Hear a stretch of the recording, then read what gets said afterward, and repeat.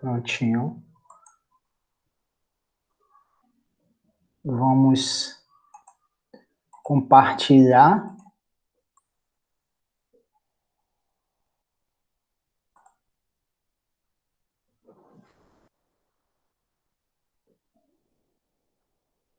Vou fazer umas questõezinhas aí.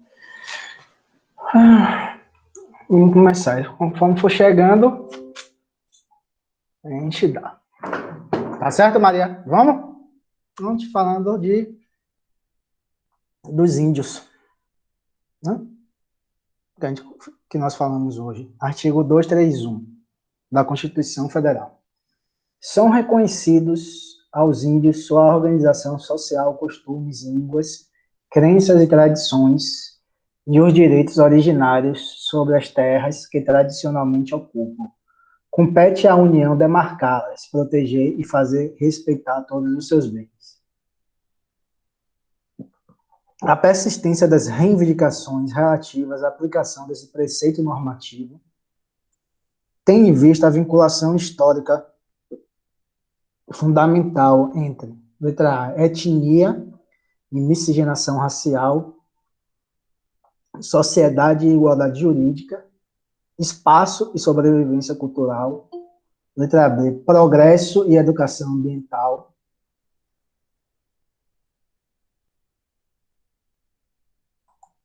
e letra E, bem-estar e modernização econômica. Poxa, tá demorando para entrar aqui, acho que é a internet.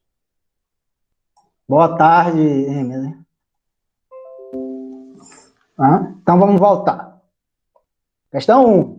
São reconhecidos aos índios sua organização social, costumes, línguas, crenças e tradições, e os direitos originários sobre as terras que tradicionalmente ocupam, competindo à União demarcá-las, proteger e fazer respeitar todos os seus bens. A persistência das reivindicações relativas à aplicação desse preceito normativo tem em vista a vinculação histórica fundamental entre etnia e miscigenação racial, letra B, sociedade e igualdade jurídica, letra C, espaço e sobrevivência cultural, letra D, progresso e educação ambiental, letra E, bem-estar e modernização econômica. E aí, meninas, o que é que você acham? A primeira questão foi logo uma discussão que nós demos hoje pela manhã. O que é que vocês me dizem?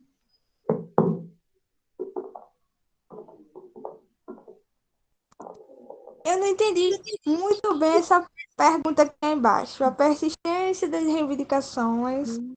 Eu estou tentando entender, compreender para poder a resposta. Entendi.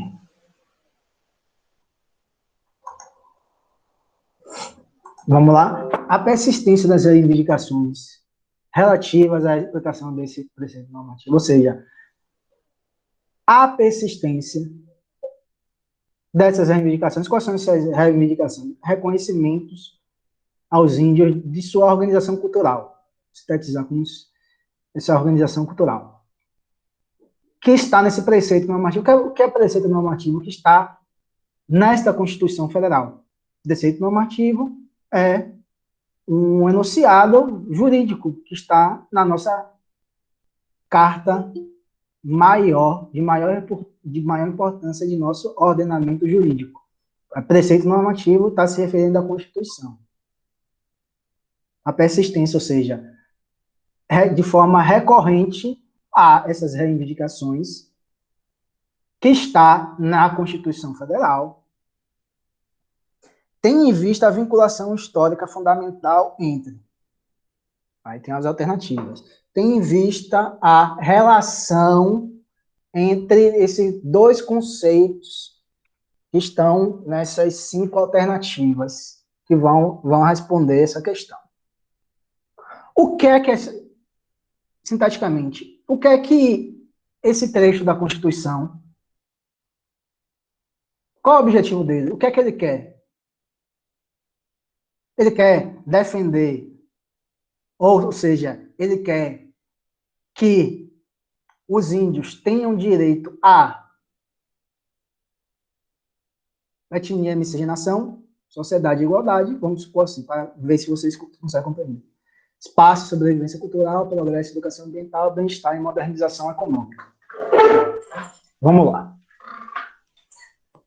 Jonatas, boa tarde. Opa!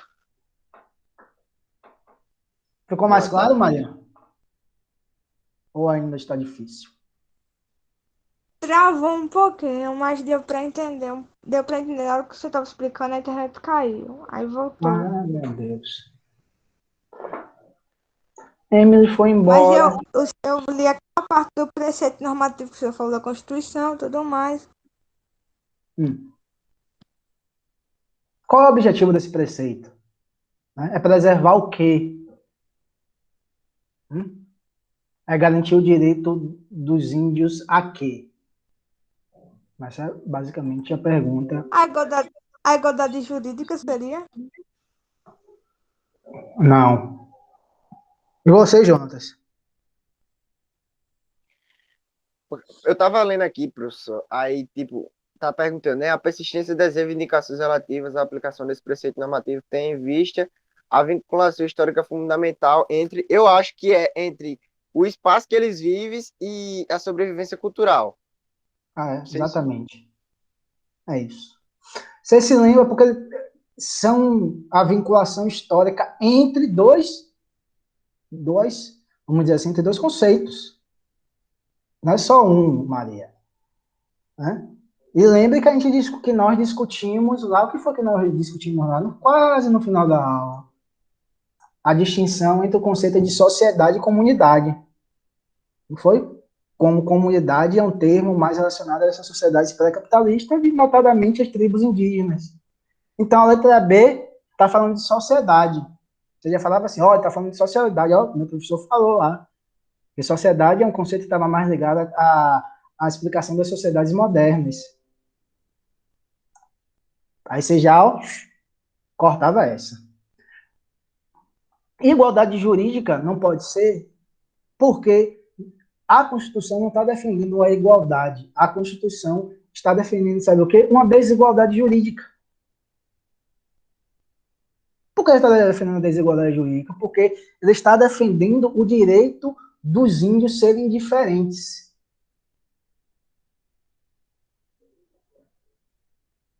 Ou seja, os índios não têm que se comportar ou seguir os preceitos. Lógico que ele vai ter um determinado grau de igualdade jurídica, né? O índio não vai poder matar, o índio não pode roubar, etc, etc. Mas ele vai ter que preservar alguma coisa que torna ele um grupo social bem particular. Então, está querendo que haja essa sobrevivência cultural dos próprios índios. Então, está garantindo que os índios se comportem dentro de suas tradições culturais, que são diferentes da sociedade branca, e que é um direito deles preservar essa tradição cultural. Etnia e miscigenação racial que está errada, que não está, esse preceito não está ligado à miscigenação racial, está ligado à preservação das particularidades culturais deles. Né? Espaço e sobrevivência, é o que o Jonas falou. O espaço, o reconhecimento de sua organização social, costumes, tradições, etc., sobre as terras que tradicionalmente ocupam, sobre as terras, sobre o espaço. Ao lado disso, reconhece sua organização social, costumes, línguas, crenças e tradição, ou seja, sua cultura.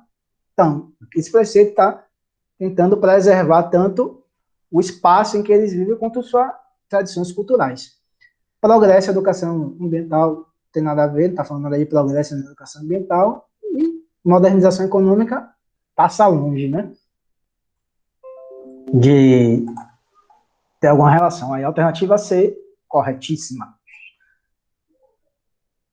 Vamos lá, Maria. Parabéns, Jonathan, mas vamos lá, Maria. O conceito de democracia no pensamento de Habermas é construído a partir de uma dimensão procedimental calcada no discurso e na deliberação. A legitimidade democrática exige que o processo de tomada de decisões políticas ocorra a partir de uma ampla discussão pública para somente então decidir. Assim, o caráter deliberativo corresponde a um processo coletivo de ponderação e análise, permeado pelo discurso que antecede a decisão. O conceito de democracia proposto por Jürgen Habermas pode favorecer processos de inclusão social. De acordo com o texto, a condição para que isso aconteça, letra A, participação direta periódica do cidadão, letra B, debate livre e racional entre cidadãos e Estado, interlocução dos poderes governamentais, letra D, eleição de lideranças políticas com mandatos temporários, e letra E, controle do poder político por cidadãos mais esclarecidos.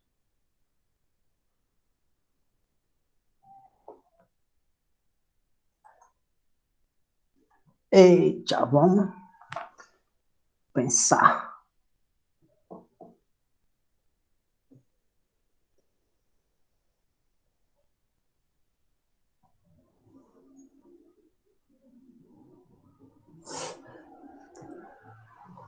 Aí, já tem um direcionamento do que seja.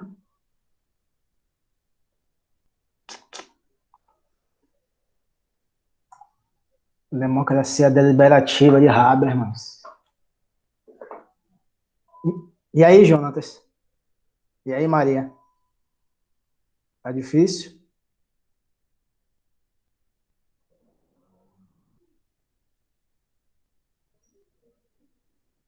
Eu tô lendo e relendo aqui para ver se eu entendo, mas essa tá complicado. E Maria? Olha, eu vou dar uma dica assim, ó. Quase sempre ocorre isso. Você tem uma questão, um enunciado, 5 alternativas. Geralmente, 3 alternativas vão estar bem erradas. Você já falar 3, você já descarta de cara. Provavelmente vocês vão ficar com 2 na dúvida.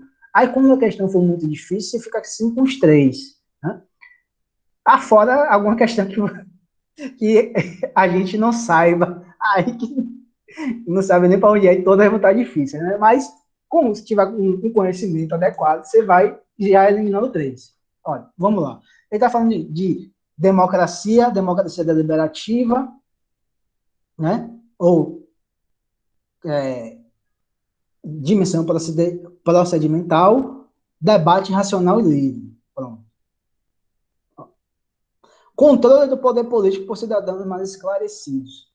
No enunciado, você tem alguma coisa, algum trecho que faça alguma menção ao entendimento de democracia por parte de Habermas, em que ele defenda que o controle político deve ser exercido por determinadas classes de indivíduos mais esclarecidos? Vocês leram? Tem alguma coisa? Ô, professor, eu fiquei em dúvida entre a alternativa A e B. Aí, ó. Não tem. De eleição de lideranças políticas com mandatos temporários. Tem alguma coisa sobre eleição política temporária, etc? Não. Interlocução dos poderes governamentais, tem alguma coisa ligada a isso? Não. Aí, Maria, você foi no cerne. 3 já estão completamente errados. Não tem nenhuma relação direta com o texto. Você vai ficar em 2. Porque ele fala ali, ó, a legitimidade democrática exige que o processo de tomada de decisões políticas ocorra a partir de uma ampla discussão pública, para somente então decidir.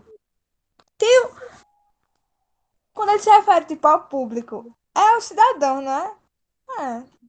A ampla discussão pública, né? A ampla discussão É. pública não se refere somente ao Eu acho cidadão, que é a né? B.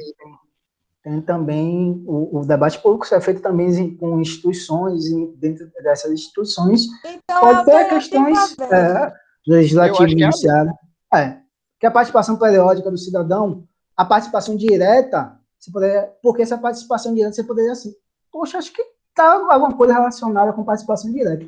Mas no final ele está falando periódica do cidadão. Ele não está falando de que o cidadão deve participar de forma periódica, de forma direta e periódica, dos cidadãos. Ele não está falando disso. Ele está falando que haja um debate livre e racional entre cidadãos e estados, ou e o Estado, porque o Estado também faz parte dessa, como é que ele fala? Dessa ampla discussão pública. O Estado também faz parte da esfera pública, não é? Não só o cidadão, não só a sociedade civil, o Estado também participe dessa esfera pública. Mas você tem alguns macetes. Habermas, quando você vê alguma coisa de Habermas com relação à democracia, se vocês lerem alguma alternativa que se refere a questões procedimentais, um debate racional, debate livre, uma discussão livre de coerção, uma discussão entre iguais, etc. Racionalidade, deliberação, debate livre e tal. São essas palavrazinhas que você, quando se falar de Habermas, você já vai nessa direção dessas palavras-chave, você já vai assim, olha, pode ser essa, né? Quase sempre vai ser a alternativa correta, como está aqui. Debate livre e racional. Só essas 3 palavrinhas, né? O debate livre e racional já eram indícios muito fortes que era a alternativa correta. Então, vocês gravem, ó. Democracia deliberativa, democracia na perspectiva de Habermas, está ligado à questão da racionalidade, um debate livre, procedimental, debate coletivo. Esse cabo aí, ele era o quê, professor? Aqui, ó, alternativa B, debate livre e racional. Esse Habermas era o quê? Ele é, né? Ele não morreu não, tá bem velho. Não. Ele Filósofo? Pode ser. Ele é o autor mais conhecido da segunda geração da Escola de Frankfurt, né? Vocês lembram da Escola de Frankfurt? Ele foi o sociólogo da Escola de Frankfurt, foi? É um sociólogo, cientista político, filósofo, etc. Ele não faz muita distinção, não. Da segunda geração, a primeira geração foi os mais famosos são Habermas e Horkheim, da segunda é Jürgen Habermas, que ele escreve um livro bastante, vamos dizer assim, influente nas ciências sociais, que influencia muito a concepção de democracia, mais ou menos de Fernando Haddad, né? que é esse debate sobre a democracia deliberativa, participativa, tal, procedimental, mas que se fundamenta mais na teoria maior dele, no que é o livro maior dele, que é a teoria do agir comunicativo. Ele fala sobre a importância da comunicação, da linguagem, para a criação de consensos sociais, etc. Tá certo? Pelas minhas andanças, cai mais questões relacionadas à ciência política quando se fala de Habermas. Não vi nada falando mais sobre essa teoria do agir comunicativo. Tá? Eu acho que essa 3 está mais tranquila, né? A participação da mulher no processo de decisão política ainda é extremamente limitada em praticamente todos os países, independentemente do regime econômico e social e da estrutura institucional vigente em cada um deles. É fato público e notório, além de empiricamente comprovado, que as mulheres estão, em geral, subrepresentadas nos órgãos do poder, pois a proporção não corresponde jamais ao peso relativo dessa parte da população. No âmbito do poder legislativo brasileiro, a tentativa de reverter esse quadro de subrepresentação tem envolvido a implementação pelo Estado de A. Leis de combate à violência doméstica, B. Cotas de gênero na candidaturas partidárias, C. Programas de mobilização política nas escolas, D. Propaganda de incentivo ao voto consciente e letra E. Apoio financeiro às lideranças femininas. E aí?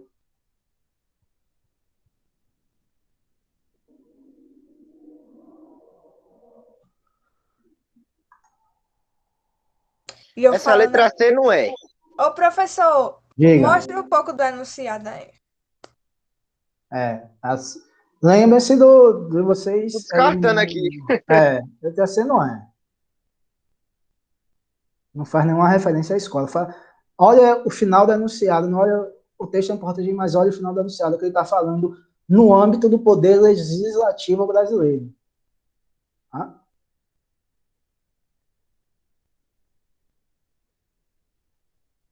Eu acho também que a letra A não encaixa muito. Tipo, fala de violência doméstica, que é de mulher, mas não encaixa muito no tema de poder legislativo. Exato.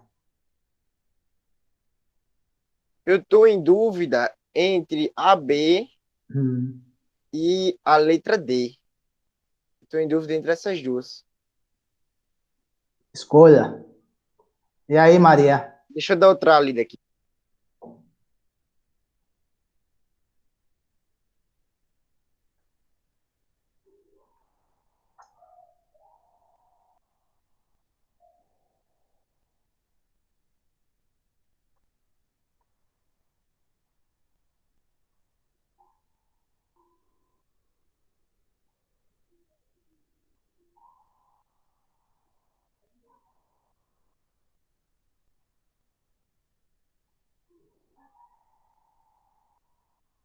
Eu acho que é a letra D, professor. Porque, tipo, na verdade, é porque tipo assim, tá perguntando, né? A tentativa de reverter esse quadro de subrepresentação teve a ver, né, o quê? Leia o final da quarta linha e início da quinta. 2, 3, 4. Além de empiricamente comprovado Depois vá, continue. que as mulheres estão, em geral, subrepresentadas nos órgãos do poder, pois a proporção não corresponde jamais ao peso relativo dessa parte da população. Ele está se referindo aos órgãos do poder. Sim. Os órgãos do poder institucionais.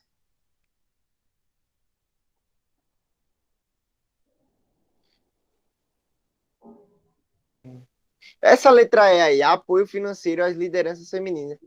Eu não sei se encaixa muito por conta que envolve dinheiro, né? Fique em sua dúvida anterior. Essa aí Não tem nada a ver. Não, Eu nada a você ver. descarta. Então, Eu acho foi o que eu que ia vai pra dizer. Eu letra descarto essa daí mesmo. Ô, professor, quando a pessoa fala de cotas de gênero, seria o quê em si? Que é relacionado a quê? É a mesma coisa de cota para negros, para indígenas, que tem nas universidades. E Você existe reserva isso onde até? no poder assim, legislativo em relação à candidatura? O que é que você acha? para É mulheres? Eu acho que sim. Eu não sei, Você velho. marcaria o quê, Maria? Propaganda de incentivo ao voto consciente, cota de gênero. Maria? Vambora, Maria. Cota de Bora! gênero. Tem que... Eu, Pode eu demorar vou. muito não, viu? Eu vou na B, eu vou na B, eu vou na B, vá. É B, gente. Não tá falando nada de propaganda de incentivo ao voto consciente, não tá falando nada. Tá falando, olha, ele tá delimitando no poder legislativo, É mesmo, se a nos pessoa for parar pra órgãos, pensar, nos órgãos do poder, ele está delimitando bem o espaço em que está havendo essa discussão, o espaço institucional de poder mesmo. E a cota foi instituída desde as eleições de 2018, que estão valendo, viu, gente? Essa parada das cotas aí eu não sabia, não. Por isso que eu fiquei em dúvida. Então, sim. Tá certo? Há uma porcentagem agora que tem que ser reservada a candidaturas das mulheres. Já teve escândalos de candidatura fantasma, etc., mas desde 2018 está em vigência. Ó, a democracia deliberativa de novo. Democracia deliberativa não vai falar de Habermas, mas é o modelo de democracia definido por Habermas. Viu, gente? Vocês verem essa democracia deliberativa, muito provavelmente, se você lembrar alguma coisa de Habermas, você responde a questão. Questão 4. A democracia deliberativa afirma que as partes do conflito político devem deliberar entre si e, por meio de argumentação razoável, tentar chegar a um acordo sobre as políticas que seja satisfatório para ambos.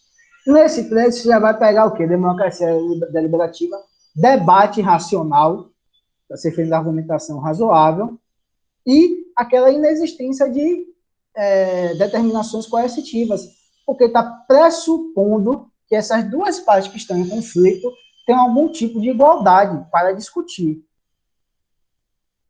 e chegar a um acordo, né? Se o debate é livre, não pode haver nenhum tipo de hierarquia de poder aí, segundo a Entendi. democracia. A democracia ativista desconfia das exortações à deliberação por acreditar que no mundo real da política, onde as desigualdades estruturais influenciam procedimentos e resultados, processos democráticos que parecem cumprir as normas de deliberação, geralmente tendem a beneficiar os agentes mais poderosos. A democracia ativista já é mais, vamos dizer assim, realista. Por quê? Enquanto a democracia deliberativa está muito ancorada, vamos dizer assim, na normatividade, no dever ser, né? A democracia ativista está falando o seguinte: não existe essa igualdade entre grupos sociais. Muitas vezes os grupos sociais estão desiguais.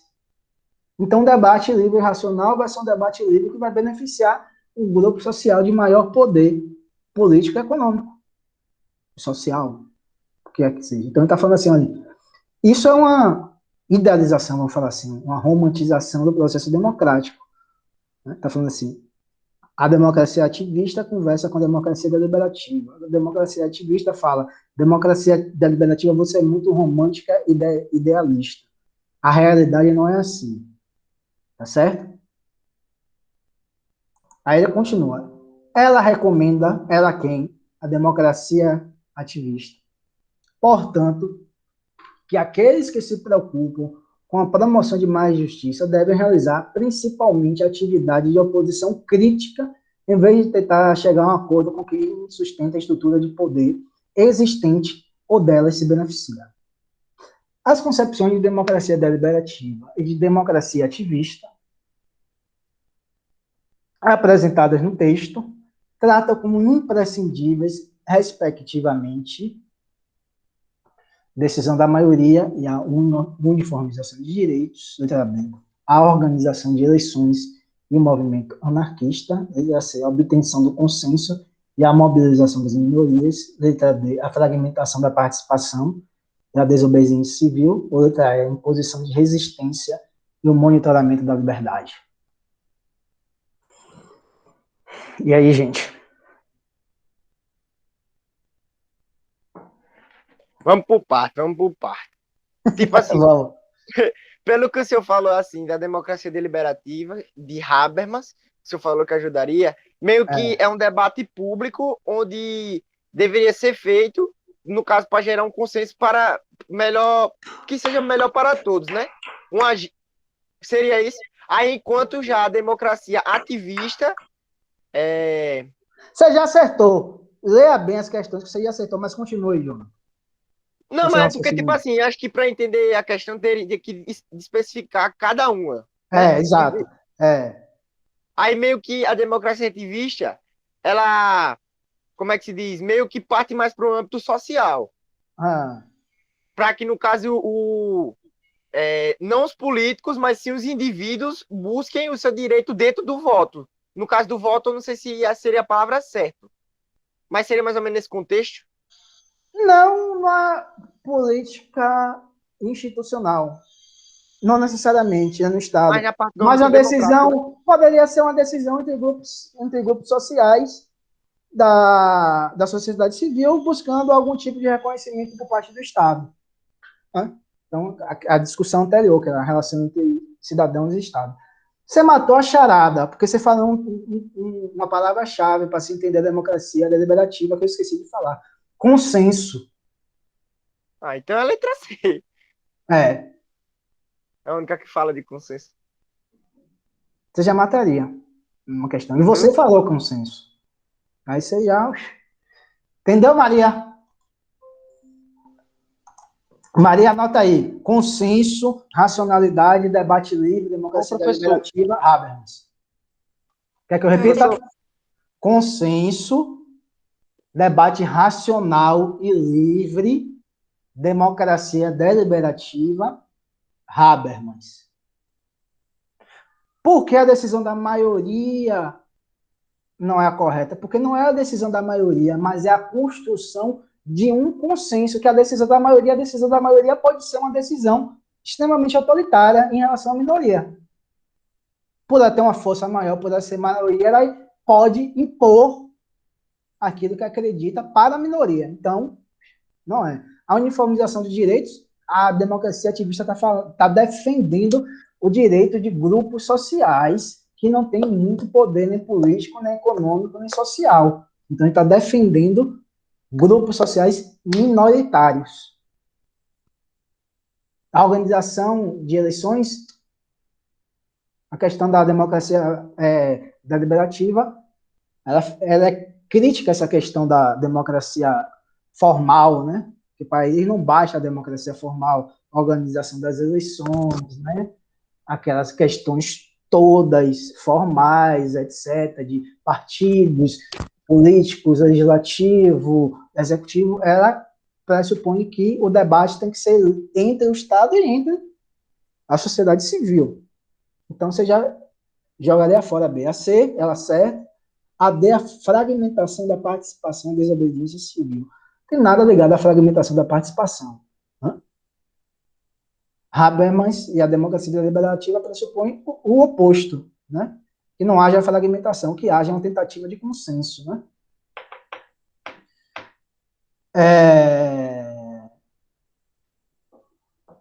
E a letra E, monitoramento da liberdade, né?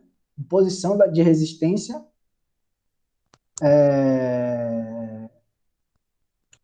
também não é. E monitoramento da liberdade, tem nada de monitoramento da liberdade de você. Diga. É que eu vou ter que sair aqui agora, mas como a aula tá gravada, aí depois eu dou uma olhada nos outros exemplos. Valeu, meu querido. Valeu. Parabéns pela participação. Tchau. Valeu, Dudinha. Tchau. Viu, Maria? Aí tá falando tanto a ideia de imposição de qualquer tipo como a ideia de monitoramento ferem os princípios democráticos. Monitoramento seria como uma espécie de algo que se assemelha à censura, de você estar sempre, vamos dizer assim, vigiando, né? Monitoramento quanto um ato de vigiar, você está sempre vigiando o comportamento dos outros, dentre outras sinônimos. Então, está errada, né? Não é o princípio da democracia ativista. A democracia ativista pressupõe uma construção da liberdade e a defesa do direito das minorias. Quinto, vai ser uma questão que vai dialogar com o que a gente trabalhou hoje, Mário. A tribo não possui um rei, mas um chefe que não é chefe de Estado. O que significa isso? Simplesmente que o chefe não dispõe de nenhuma autoridade, de nenhum poder de coerção, de nenhum meio de dar uma ordem. O chefe não é um comandante. As pessoas da tribo não têm nenhum dever de obediência. O espaço da chefia não é o lugar do poder. Poder no sentido de você impor um determinado desejo seu para um grupo de outras pessoas. No sentido de imposição mesmo, de você mandar.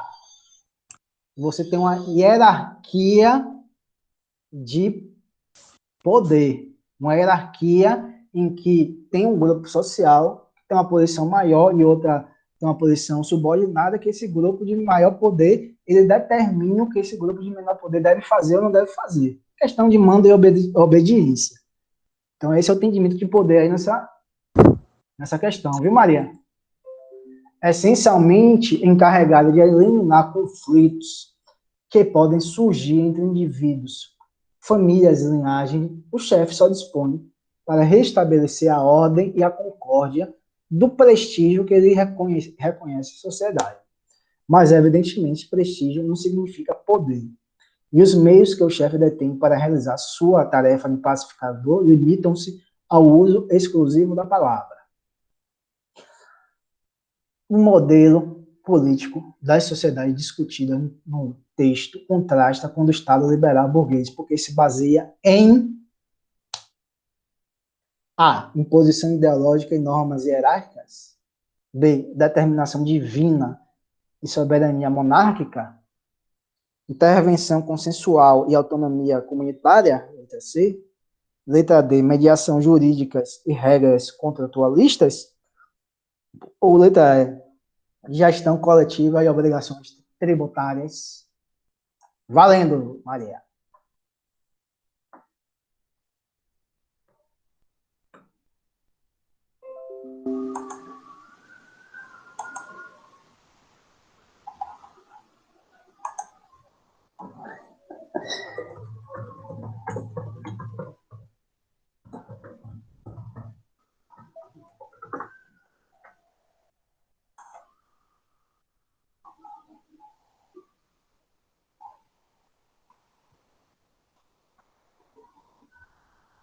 Professor, essa alternativa B eu posso descartar, né? Com certeza. Que a estrutura de poder lá não é uma monarquia. Não tem rei lá. Tem um chefe, ele está falando de chefe.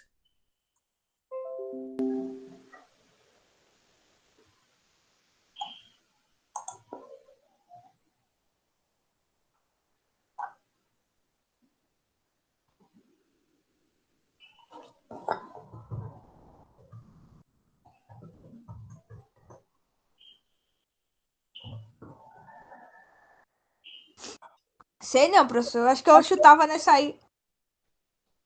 Qual? Não ia ficar em dúvida entre duas. Ia ficar em dúvida. Entre qual?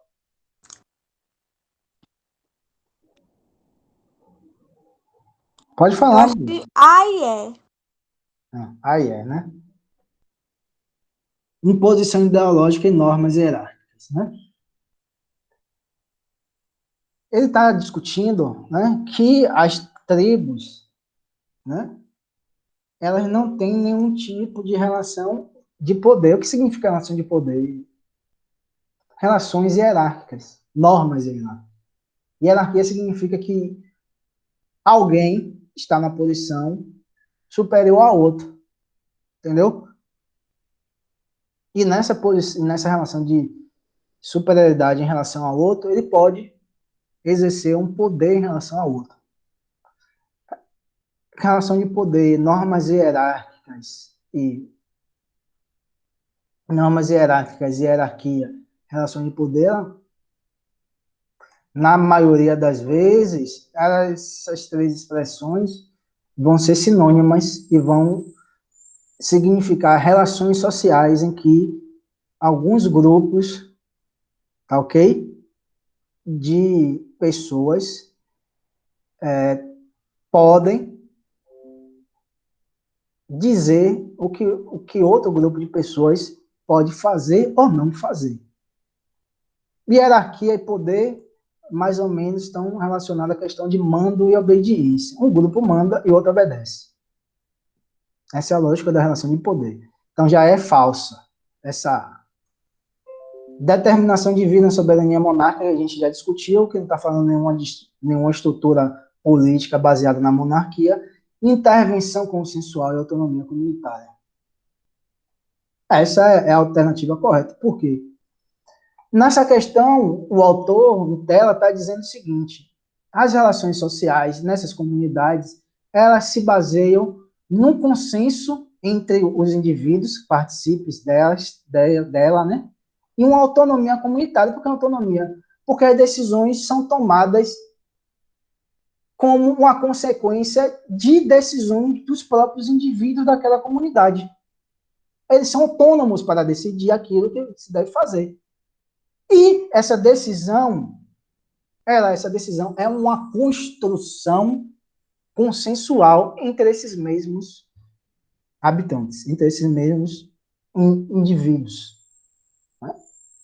Porque essa discussão está pondo em xeque a lógica do Estado liberal, que se baseia numa lógica de poder. Então, são palavras-chave. Olhe aquela questão monárquica. A tribo não possui um rei. Aí você já fora. Mas um chefe que não é chefe de Estado. Porque chefe de Estado, é uma figura que tem um determinado poder.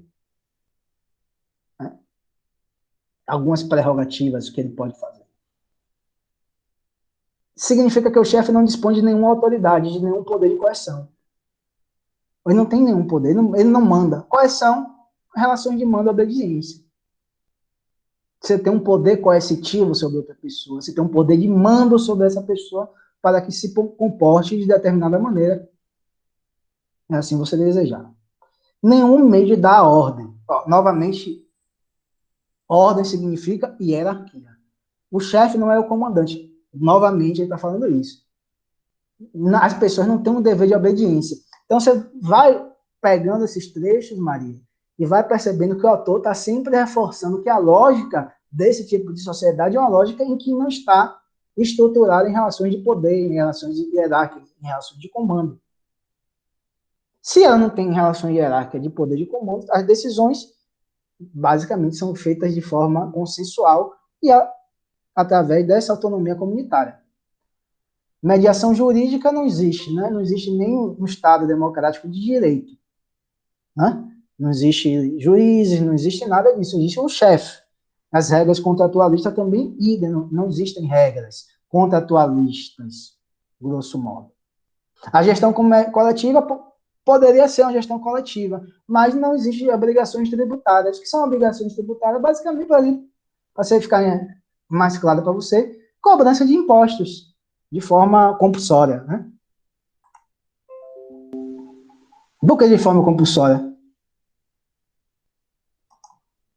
Hein, Maria? Do que de forma compulsória? Você vai comprar alguma coisa no mercado, você paga imposto mesmo você sem querer. Né? Os impostos indiretos, ICMS, aqueles impostos todos. Nessas formas de organização social, não há esse tipo de cobrança, né? Você tem toda uma divisão, né, daquilo que eles caçam, pescam, que eles produzem, né? Divide-se, então não tem nenhum tipo de cobrança coercitiva de impostos. A interpretação desse autor aqui, né, fala sobre algumas realidades, né? Ou seja, ele está negando a existência dessa lógica de poder que existe em nossa sociedade. Né? Porque lá seria o oposto. Tá certo? Tá ficando claro, né? Diz alguma coisa, Maria? Tá. Pelo amor de Deus. Diz alguma coisa. A questão 6, nossa última questão. Viu, Maria? Aí eu recomendo, o que é que eu recomendo a você? Você gravar, vai estar gravado, eu vou postar lá. Você rever e rever as outras, né? Para você entender os enunciados, né? Como se funcionam os enunciados, que você vê que o enunciado é a maior parte, né? Um enunciado grandão, para você entender e pegar esses macetes do que ele está falando. Tá certo? Eu vou para a questão 7, que essa questão 6 eu vou deixar para a próxima aula, que essa questão 6, até hoje sou indignado com essa questão 6. Né? Essa questão 6 é algo que você teria que ter um conhecimento de um assunto que não tem, o texto não faz uma referência direta, nem um pressuposto ali. Você tinha que ter um conhecimento e as outras estariam erradas e você marcava, mas eu vou explicar tudo direitinho na próxima 6. Aliás, não. Eu vou mandar um vídeo depois para essa turma explicando direito. Mas, eu digo, tem 2 vídeos que eu postei com resolução também. No primeiro vídeo, eu acho que tem essa questão. No primeiro vídeo, se você assistir, vai ter essa questão, que é, nesse caso, a questão 6 que eu passei. Tem essa questão também. Viu? Essa questão 6 eu achei horrível. Mas, enfim. Hoje, questão 7. Hoje a indústria cultural, assunto que nós lemos, né, assumiu a herança civilizatória da democracia de pioneiros e empresários, que tampouco desenvolveram a fineza de sentido para os desvios espirituais. Todos são livres para dançar e para se divertir, do mesmo modo que, desde a neutralização histórica da religião, são livres para entrar em qualquer um das inúmeras seitas. Mas a liberdade de escolha da ideologia, que reflete sempre a correção econômica, revela-se em todos os setores como a liberdade de escolher o que é sempre a mesma coisa. Dialética do esclarecimento, Adorno Horkheimer. A liberdade de escolha na civilização ocidental, de acordo com a análise do texto, é um legado social, B, patrimônio político, C, produto da moralidade, D, conquista da humanidade, letra E, ilusão da contemporaneidade. E aí, professor, qual é a sua resposta? Que eu digo, Qual é a sua? A gente estudou isso. Lembra aí, busque na cachola aí que a gente viu isso.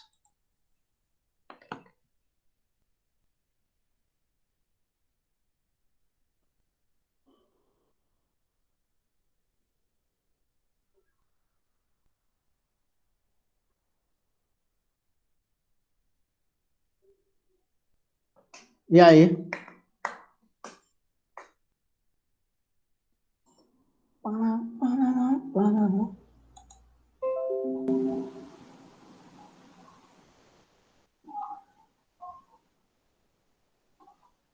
Tem ideia do que seja?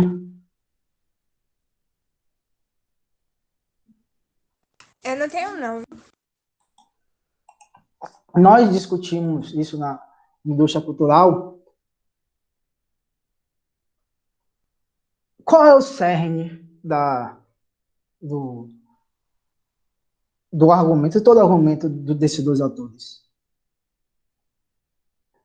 A modernidade capitalista, esse período histórico, que se caracteriza pela uma ilusão de liberdade. Apesar de ter vários canais de TV, apesar de haver vários filmes lançados por ano, apesar de haver várias séries, várias músicas, etc., todos esses produtos culturais, eles têm uma determinação última que é fundamentada nas grandes empresas capitalistas. Então, apesar de ter inúmeros canais, esses inúmeros canais, em essência, eles produzem o mesmo conteúdo de novelas, conteúdo de telejornais, etc. Tá certo? O que ele está falando é o quê? Afinal, não existe liberdade de escolha. Porque a liberdade de escolha nossa já está pré-determinada por esses grandes meios de comunicação, esses grandes conglomerados econômicos que dominam a economia global. Tá certo? Então, não há legado social, não há legado social nenhum que a gente está se referindo. Patrimônio político, a gente não está falando referência nenhuma a patrimônio político, né? Não tem nada ligado à política, a gente está falando desse processo mesmo de manipulação. Produto da moralidade também não é produto da moralidade, é um produto da indústria cultural.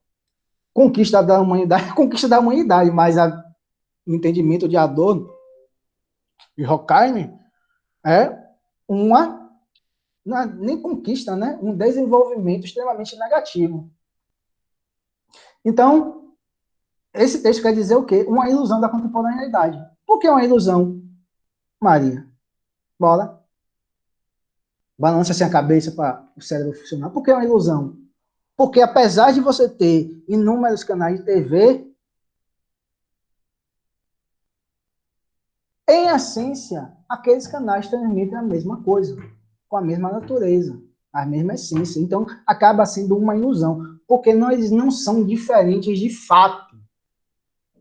Eles têm algumas diferenças ali, a novela, tal, a forma como eles apresentam os jornais, mas em essência é a mesma coisa. Que é o quê? A defesa dos interesses, dos valores dominantes, das normas dominantes, da classe dominante, que é a burguesia.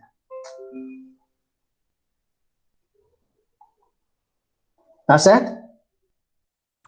Tá sim. Tá certo mesmo? Esse negócio de indústria cultural tem a ver com alguma coisa da escola de Frankfurt? Não? Tem, é um discurso, Adorno e Horkheimer são da escola de Frankfurt, da primeira geração, Ah, tá. Entendi. tá certo? Então tem a parte que ele está falando, né?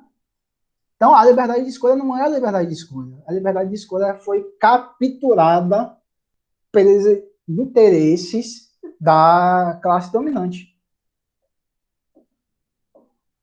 Então ele fala assim, olha, enquanto vocês acham que vocês são livres para escolher o que for, eu estou dizendo a vocês que vocês são escravos de determinações das grandes corporações econômicas, né? Então não há liberdade alguma. Há uma prisão, um aprisionamento, né? Há uma ilusão. Por isso que ele fala de a questão ilusão. Belezinha? Belezinha. E aí, foi difícil, fácil? Aí é só... Tem que ter prática, né? Exatamente. Por isso que eu digo, assistir essas aulas e assistir as aulas lá do... que tá no mural. Eu vou olhar Tá as certo? duas outras telas. Mas como vai ser, Jonathan, se for próxima semana, eu vou pedir para ele continuar com isso, de resolução, se ele tiver tempo, óbvio, né? Porque ele tem, acho que ele ensina na rede privada também. Se ele tiver tempo. Mas eu vou fazer o seguinte, eu coloco sempre os vídeos no meu canal lá do YouTube. Então, se você entrar em qualquer vídeo meu, você sabe usar, né? Você vai lá ver os vídeos, meus vídeos gravados, etc. Você vai ver qualquer vídeo. Meu, tá certo? Aí que até lá o Enem eu vou ficar postando vídeo com resolução até a porta do Enem, entendeu? Tá certo. Entendi. Então você não vai ficar, é só você entrar no canal do YouTube que você vai assistir. Mas eu vou pedir para ele continuar com essa resolução, viu? Para vocês. Tá bom. Tá certo, Maria? Obrigado Tá bom. por Valeu. dispor de seu tempo. Boa sexta, Ah, bom final de semana. bom final de Valeu. semana. Tchau.